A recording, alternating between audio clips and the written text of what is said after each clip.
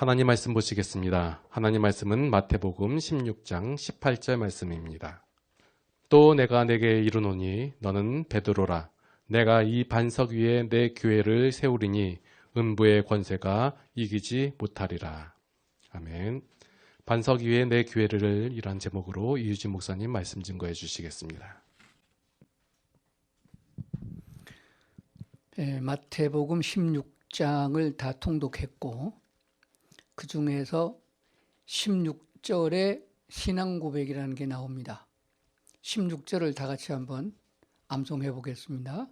16절 시작. 시몬 베드로가 대답하여 이르되 주는 그리스도시요 살아계신 하나님의 아들이시니라.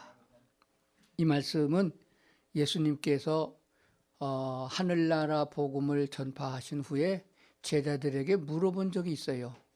동네 사람들이 나를 누구라고 하느냐. 그랬더니 제자들이 대답하기를 어떤 사람은 랍비, 선생이라고 하고 또 어떤 사람은 선지자라고도 말을 합니다. 그래서 예수님이 다시 물으셨어요. 그러면 너희들, 제자들 보고 말하기 너희들은 나를 누구라고 하느냐. 베드로가 대답하기를 나의 주 되시는 주님은 그리스도시라고 고백을 했습니다. 주님은 그리스도시요 살아계신 하나님의 아들입니다 라고 했는데 우리말 성경의 아들이에요. 신은 하나님이란 말입니다. 신은 결혼하지 않아요. 신은 죽지 않습니다. 그러니까 자식을 낳을 수가 없어요. 근데 왜 아들이라고 했나 그러면은 실제로는 하나님이 우리와 똑같은 육신을 입고 이 땅에 오신 분이거든요. 그러면은 마리아라는 여자를 통해서 태어났으니까 여자가 났으니까 사람이잖아요. 근데 하나님이 육신을 입고 오셨으니까 사람은 아니잖아요. 그래서 신의 아들이면은 신이에요. 그래서 하나님의 아들이라는 고백을 하게 됐고 또 예수님도 스스로 말씀하시기를 나는 인자로 왔다. 사람의 아들로 왔다. 이렇게 말씀을 하셨습니다. 이 말씀을 잘 우리가 이해하지 못하면은 설교를 들어도 헛듣고 신앙생활을 해도 헛되이 하는 수가 많이 있어요. 그래서 분명한 것은 예수님은 하나님입니다. 예수님은 신입니다. 이렇게 고백을 해야 돼요. 근데 신 그러면은 신이 너무 많잖아요. 잡신도 신이고 귀신도 신이고 유럽에 보면 신이 너무 많아요. 그러니까 예수님을 그냥 하나님이라고 그러면은 그런 신인 줄 알아요. 그래서 우리가 믿고 있는 신의 이름, 하나님, 예수님의 이름, 즉 하나님의 이름은 여호와라 이름하는 하나님이셔요. 한번 따라합시다. 여호와 하나님. 여호와 하나님이라고 불러야 된다 하는 것입니다. 오늘 그래서 18절에 가니까 신앙 고백을 주는 그리스도시요 하나님이십니다 라고 고백을 한 베드로를 보고 얘기하기를 또 내가 내게 이르노니 너는 베드로라. 여러분 갖고 있는 성경에 보면은 베드로라는 글자 앞에 이자가 붙어 있어요. 그것을 번역하면은 반석이라 그런 뜻입니다. 큰 반석이라는 뜻이에요. 내가 이 반석 위에 내 교회를 세우리니 음부의 권세가 또 권세라는 글자 앞에 3자가 써 있습니다. 이 말을 다른 말로 하게 되면은 대문이라는 말로 번역이 됐어요. 우리 그 주석에 보니까 대문이라는 말은 어느 집에 들어갈 적에 제일 첫 번째 관문이에요. 큰 문입니다. 대문을 열고 들어가면은 집 울타리 안에 들어갔어요. 그 다음에 작은 문 열고 들어가면 마루가 나오고 또 문 열면 안방이 나오고 그러잖아요. 그러면 그 집에 들어가려고 그러면 제일 먼저 통과하는 문이 대문이에요. 그래서 베드로를 가르쳐 말하기를 너는 대문이다. 이 반석 위에 내 교회를 세우리라 하셨습니다. 그러면 베드로 위에 교회를 세운다는 얘기가 아니에요. 또 베드로가 대문이 된다는 그런 권세, 큰 권세라고 말한 건 아니에요. 베드로가 신앙 고백을 한 그 고백 위에 예수님 말씀하기를 내 교회를 세우리니 그랬습니다. 교회 그러면은 성전을 말하고 예배당 건물을 말하는 게 아니에요. 그 고린도전서 3장에 보게 되면은 우리가 예수를 믿고 예수님을 나의 구주로 영접해서 교인된 성도들을 몸을 가리켜서 하나님의 성전이라 이렇게 말하고 있는 거예요. 그러니까 건물이 교회가 아니고 그 건물 안에 있는 사람들이 교회이기 때문에 교회다, 그런 뜻이에요. 다시 말씀드리면 어떤 가게가 있는데, 건물이 있는데 거기다 과일을 팔고 있어요. 그러면 과일 가게라고 그럽니다. 근데 과일을 치워버리고 주인이 바뀌어서요 연탄을 팔았어요. 그럼 연탄 가게가 되는 거예요. 건물은 똑같은데 속에 들어있는 알맹이에 따라서 이름이 바꿔지는 거예요. 근데 교회라고 하는데 간판은 교회로 걸려져 있는데 그 안에 교인이 없고 도둑놈들만 있다 그러면 뭐가 돼요? 그건 도둑의 소굴이 되는 거예요. 교회가 되는 거 아니에요. 교회가 되려고 그러면 교인이 있어야 되고, 교인이란 말은 예수님을 나의 주인으로 받아들인 성도들을 가리켜 한 말이다, 그렇게 됩니다. 그래서 이 교회 위에 베드로가 신앙 고백한 신앙 고백 위에 내 교회가 생겨졌으니 이 교회를 통해서, 즉 예수님을 구주로 영접한 사람들이 주님 앞에서 나는 주님을 나의 주님으로 영접했고 주님을 믿고 따르겠습니다라는 고백 위에 교회를 세워나가는 것이다 라고 하는 말씀이 되는 거예요. 근데 이 이름을 왜 예수님은 베드로라고 해줬느냐, 왜 반석이라고 했느냐, 이스라엘 백성들이 애굽에서 종살이 하다가 하나님이 모세를 통해서 건져내셨어요. 그럴 때 광야에 40년 동안 그들은 걸어가면서 하나님을 체험했어요. 하나님은 어떤 분이냐 하는 것을 구체적으로 체험하게 된 거예요. 그때 광야니까 사막지대니까 물도 없고 먹을 것도 없잖아요. 그래서 하나님이 농사 짓지 않고도 먹을 수 있는 종합영양제에 해당되는 만나라는 음식을 주셔서 먹고 살았고, 그뿐만 아니라 물을 먹어야 되는데 생수를 먹어야 되는데 먹을 물이 없었어요. 그때 하나님께서는 모세에게 큰 반석, 이 베드로라는 뜻이에요. 큰 반석을 지팡이로 쳐서, 하나님의 지팡이를 쳐서 물을 내게 했어요. 남자 장정들만 60만 명이라고 그랬으니까 종합적으로 따지면 한 200만 명 되는 사람들이 물을 먹으려고 그러면 우리 페트병 몇 개나 가져야 될까요? 계산이 안 나오죠. 그것뿐만 아닙니다. 가축이 많았어요. 이스라엘 백성들은 가축을 몰고 나왔어요. 그래야 그걸 갖고 하나님께 제사를 드리거든요. 가축도 물을 먹어야 되잖아요. 그러니까 그야말로 폭포수와 같은 강물이 흘러나게 한 거예요. 그 반석을 이스라엘 백성들은 기억하고 있고 머리에 생각하고 있는 거예요. 그래서 예수님이 말씀하신 거는 베드로가 신앙 고백한 것을 반석이라고 표시했으니까 그 반석에서 생수가 나와서 먹고 살아가는 근본이 된다 하는 것도 기억한 거예요. 이것을 염두에 두고 오늘 말씀을 들으셔야 되는 줄로 믿습니다. 마태복음 7장 24절, 그러므로 누구든지 나의 이 말을 듣고 행하는 자는 그 집을 반석 위에 지은 지혜로운 사람 같으리니 비가 내리고 창수가 나고 바람이 불어 그 집에 부딪히되 무너지지 아니하네. 이는 주추를 반석 위에 놓은 까닭이요. 26절, 나의 이 말을 듣고 행하지 아니하는 자는 그 집을 모래 위에 지은 어리석은 사람 같으리니 비가 내리고 창수가 나고 바람이 불어 그 집에 부딪힘에 무너져 그 무너짐이 심하니라. 집 짓는 얘기 하고 있죠. 어떤 집이 무너진다고 그랬어요? 기와집이 무너진다고 그랬어요? 아파트는 안 무너진다고 그랬나요? 그런 게 아니죠. 주초를 어디다 두었느냐? 모래 위에 지은 집은 보석으로 지었던 아파트를 지었던 빌딩을 지었던 게 다 무너지고, 당연하죠. 모래 위에 짓는데 홍수가 나게 되면 다 쓸려가죠. 그런데 어디다 지은 집은 무너지지 않는다? 성경에 뭐라고 써요? 반석 위에 지은 집은 안 무너진다. 미련하게도 모래 위에 집을 지는 사람이 어디 있느냐? 반석 위에 집을 짓지. 그래서 반석 위에 집을 지는 사람은 지혜로운 사람이라 그랬고, 모래 위에 집을 지는 사람은 어리석은 사람이다, 그렇게 말씀하셨어요. 그런데 이 성경 구절을 보면은 13절에 보면은 좁은 문으로 들어가라 이렇게 말씀하셨어요. 그리고 15절에 가보면은 거짓 선지자를 조심하라 그랬어요. 그래서 16절에 가보면은 열매를 안다. 그 나무는 열매로 안다. 그리고 21절에 가보면 나더러 주여 주여 한다고 천국에 다 들어간 거 아니다. 이렇게 말씀하신 다음에 오늘 본문 24절이에요.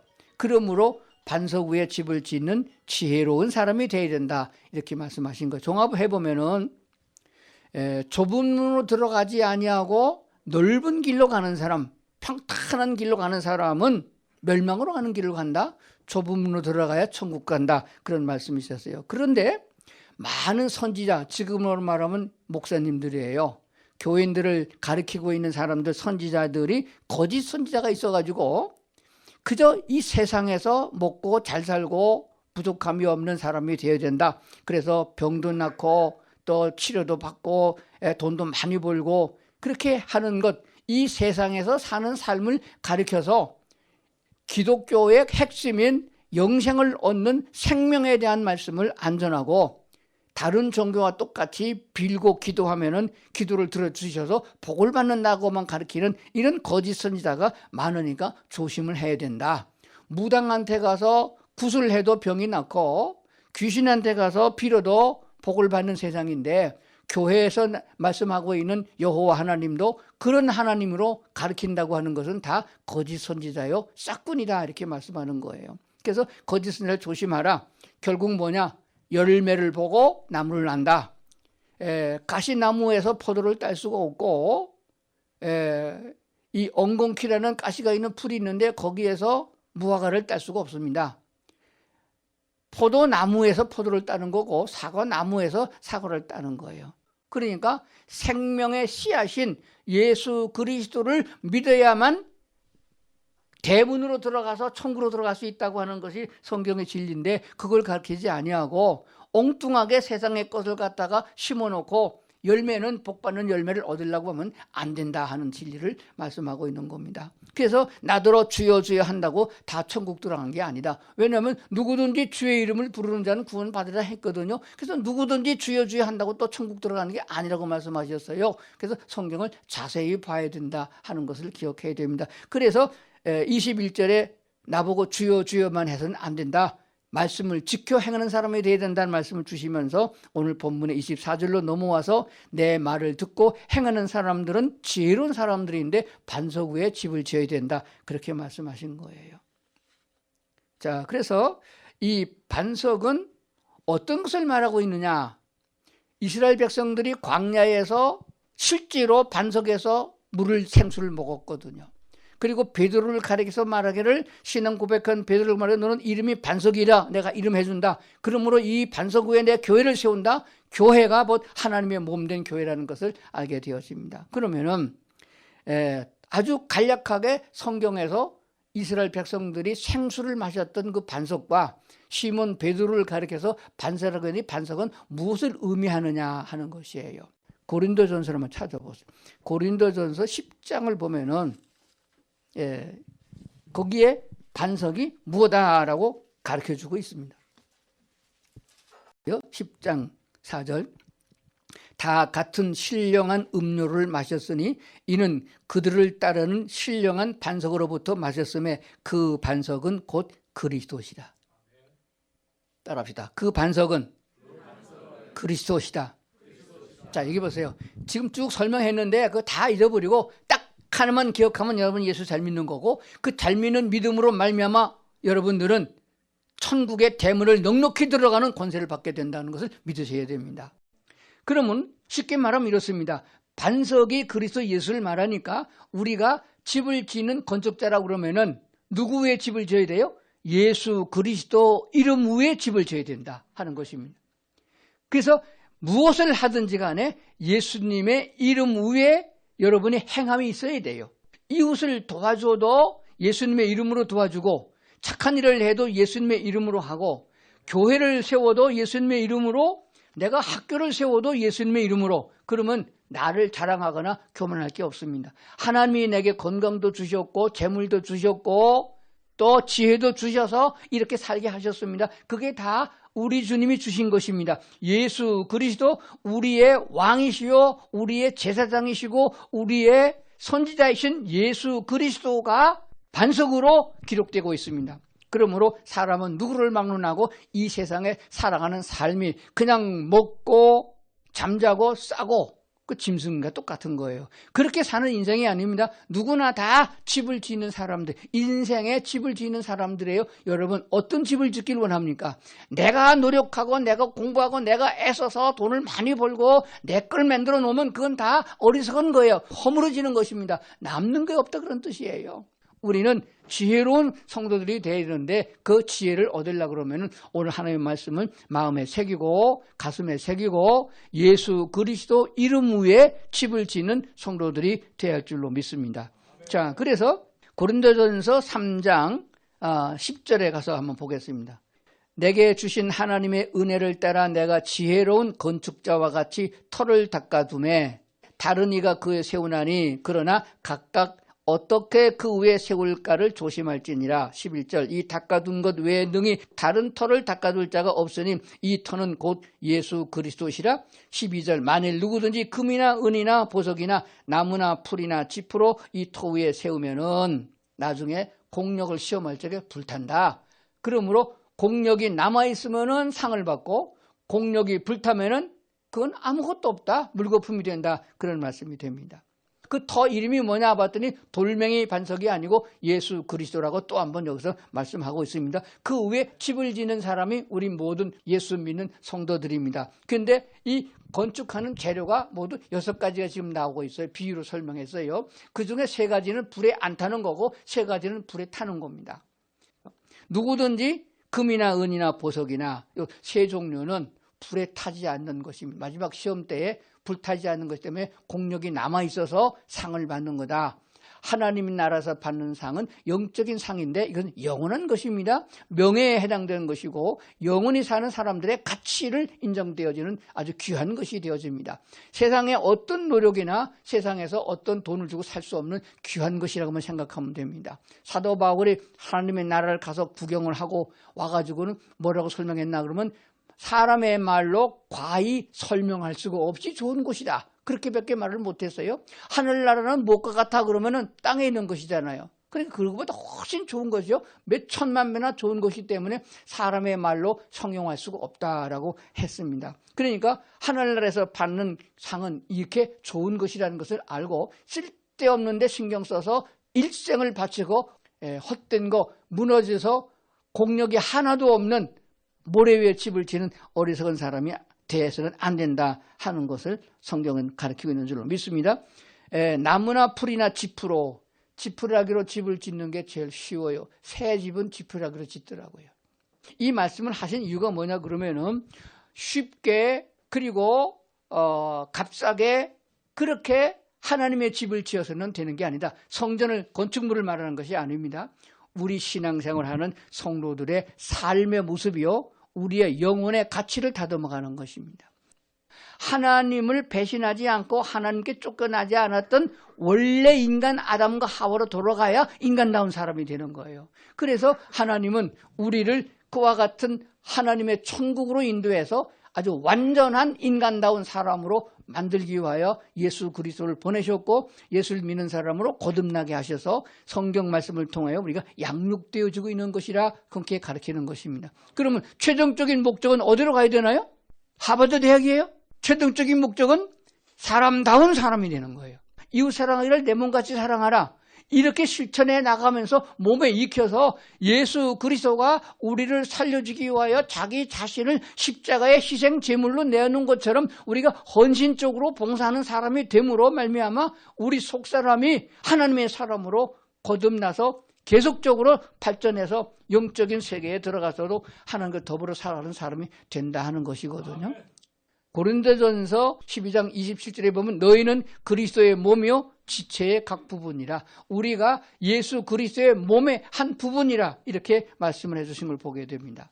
그리고 고린도서 3장 16절에 보면 너희가 하나님의 성전인 것과 하나님의 성령이 너희 안에 계시는 것을 알지 못하느냐라고 했어요. 그러니까 우리 안에 하나님의 성령, 하나님이 계시는 집이라 이렇게 말씀을. 그러니까 여러분 자체가 뭐예요?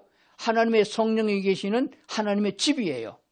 그런데 하나님의 계시는 집에다가 담배를 피억 쳐넣어서 그렇게 하면 되겠어요? 쉽게 말하면 그런 거 안 된다는 거예요. 또 술 잔뜩 퍼넣어가지고 성령님이 취하면 어떡하겠어요? 그거 안 되잖아요. 그렇게 성령 충만하면 안 된다는 거예요. 예를 들면 그런 거예요. 그러니까 오늘 말씀을 생각하면서 나는 지혜로운 사람이 돼서 어리석은 사람처럼 모래 위에 집을 짓는 사람이 안 되겠다. 나는 예수 그리스도의 이름 위에 집을 지어나가는 사람이 돼야 되는데, 그래서 성령 하나님이 계시는 집을, 거룩한 집을 지어나가는 사람이다. 그러면 매일매일 생활 속에서 우리가 어떻게 먹고 어떻게 살아야 되느냐 하는 것을 알 수 있는 지혜가 생기는 거예요.